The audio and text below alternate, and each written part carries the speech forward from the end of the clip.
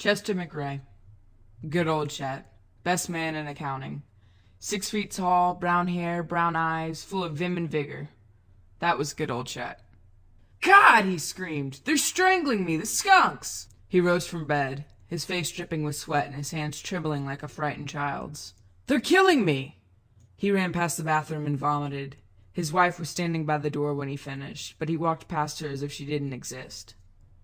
"Why, Chester, what's the matter with you?" she asked, trailing him into the bedroom. "I've never heard you talk like that before." For a moment she stood watching him in numb silence. "For goodness sake, Chester, why are you getting dressed at 3 o'clock in the morning?" "None of your business," he mumbled, setting a firm upper lip and gazing at her with lizard-cold Marlon Brando eyes. He picked up his tie, laughing at it with careless ease, and threw it across the room. "See you around, baby," he hissed, zipping up his trousers and walking past her. "Chester McRae, where are you going at this time of night? You've got to go to work tomorrow. Don't you love me any more? Chester?" But her words echoed emptily through Chester McRae's pleasant little suburban home. Chester was no longer present. Bartholomew Oliver. Good old Barth. Best man on a duck hunt since the guy who invented shotguns. 5'10", weak chin, gambler's mustache. Good man with small-town girls, too. "Hey, Thelma," he said. "You know what I think? Go to sleep. I think it'd be funnier than hell if I left you flat." "What kind of wisecrack is that? And what do you think you're doing?" "I'm getting dressed." "It's 3 o'clock in the morning." "So? I don't give a damn. You'll come back, drunken louse." He laughed softly and smiled at her in the darkness with ice-white Marlon Brando teeth. Then he was gone. Oswald Williams. Good old Ozzy. Best man in the whole philosophy department. 5'2", 107 pounds, milky eyes. Wrote an outstanding paper on the inherent fallacies of logical positivism. "Louise," he whispered, "I feel uneasy, very uneasy." His wife lifted her fatty head and gazed happily down at Oswald. "Go to sleep," she said. "If you'll excuse me, I think I shall take a walk."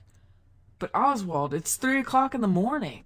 "Don't be irrational," he whispered. "If I want to take a walk, I shall take a walk." "Well, I don't think you ought to, or you might catch a cold." He rose and dressed, donning a t-shirt and tweed trousers. With snake-swift Marlon Brando hands, he tossed his plaid scarf in her face. "Excuse me, Louise," he whispered, "but I gotta make it." Then, laughing softly, he strode from the room. At 3 o'clock in the morning, even a large city is quiet and dark and almost dead. At times the city twitches in its sleep. Occasionally it rolls over and mutters to itself, but only rarely is its slumber shattered by a scream. "Johnny! Hey, Johnny!" cries Chester McRae. His eyes are dull and poisonous as 2 teeny toads. "Let's make it, man, let's split," whispers Bartholomew Oliver, one finger brushing his nose like a rattler nosing a dead mouse. "I done make no move without my boys," says Oswald Williams, his hands curled like scorpion tails. Together they walk down the street, moving with slow insolence, their lips curled in snarls or slack with indifference, their eyes glittering with hidden hatreds. But they are not alone in the city. The college boys are coming in their dirty jeans and beer-stained t-shirts. So too are the lawyers in dusty jackets and leather pants. So come the doctors and the businessmen on stolen motorcycles, the bricklayers and gas station attendants, the beatniks and the dope pushers, the bankers and life-saving instructors, the butchers, the bakers, the candlestick makers. They are all coming, flocking into the city for reasons not their own, wandering in 2s and 3s and 20s, all of them sullen and quiet, all of them shuffling beneath darky-hulled clouds and ill intent, all of them proud and deadly and virile, filling the streets by thousands now, turning the streets into rivers of flesh. "Hey, Johnny," says Chester, "let's cool this dump." "Man, let's make it with the skirts," says Bartholomew. "I don't see no skirts," says Chester. "You pig," snarls Ozzy. The mob is monstrous now, like a pride of lion cubs, beyond count in their number, without equal in their lion in strength, above the common quick in their immortal pride, milling through the hot black veldt, swarming in the cities, millions of them, more than the eye can see or the mind can bear. It seems that no man sleeps, that every male in the great city must walk tonight. "Johnny," says Chester, "I don't dig no chicks on the turf." "Coley, what a drag," whispers Bartholomew. "You goddamn logical positivist," snarls Ozzy. An uneasy sound ripples through the mob, like the angry hiss of an injured ego, moving from street to street and swelling upward in a sudden angry roar. They want their women, the dance-hall girls, the young waitresses, the nowhere chicks in $5 dresses, the Spanish girls with eyes as dark as the Spanish night. And then, as though by accident, one man looks up at the starry sky and sees her standing on a balcony far above them, 20 stories above them, up where the wind can blow her hair and billow her dress like an orchid of the night. She laughs gently, without fear, gazing down at the mindless mob of rebels. They laugh too, just as gently, their quiet eyes crawling over the side of her body far above. "That's my chick," whispers Chester. "Cool it, Daddy," says Bartholomew, slipping into a pair of dark glasses and touching his lips with the tip of his tongue. "That skirt is private property." "You boys may walk and talk," says Ozzy, "but you don't play. You don't play with Rio's girl."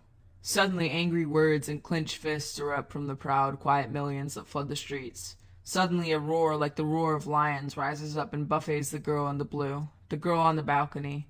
She laughs again, for she knows that they are fighting for her.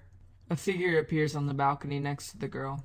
The figure is a man, and he too is dressed in blue. Suddenly, just as suddenly as it began, the fighting ceases. "My God," whispers Chester, his cheeks gone pale. "What am I doing out here?" "Maybe I got the DTs," whispers Bartholomew. "But maybe I don't." He sits down on the curb and rubs his head in disbelief. Oswald does not speak. His shame is the greatest. He slinks into the darkness of an alley and briefly wishes for an overcoat. The pride of the lion cubs had been routed, and now they scatter, each one scrambling for his private den of security, each one lost in a wild and nameless fear. In 2s and 3s and 20s they rush back to their homes, their wives, their endless lives. Far above, in the apartment with the balcony, a man in blue is chatting a girl in blue. "That was scarcely reasonable, Dorothy." "But, Daddy, you promised to let me have them for the entire night." "Yes, but I wasn't really going to let them hurt themselves. Really, I wasn't." "But, Dorothy, you know these things can get out of hand." "Oh, but Daddy, you know how I adore strong, quiet, proud men. Rebellious men, like Marlon." "Yes, and you know how I adore order and peace. There should be no more riots, and tomorrow our little puppets shall go back to their dull lives, as you so wittily put it, and everything shall be as I wish." 3 hours later, Chester McRae arose at the sound of the alarm, dressed in his stupor, and stumbled into his kitchen for breakfast. "My goodness, Chester," said his wife, who had already arisen, "you look grouchier than usual. Ha ha." He smiled wanly and opened the morning paper. Halfway across town, Bartholomew Oliver was still asleep, casually lost in the pleasures of an erotic dream. But Professor Oswald Williams, his tiny jaw unshaven and his eager eyes shot through fatigue, had been hard at work for 3 hours, scribbling down his latest exposure of the logical positivist.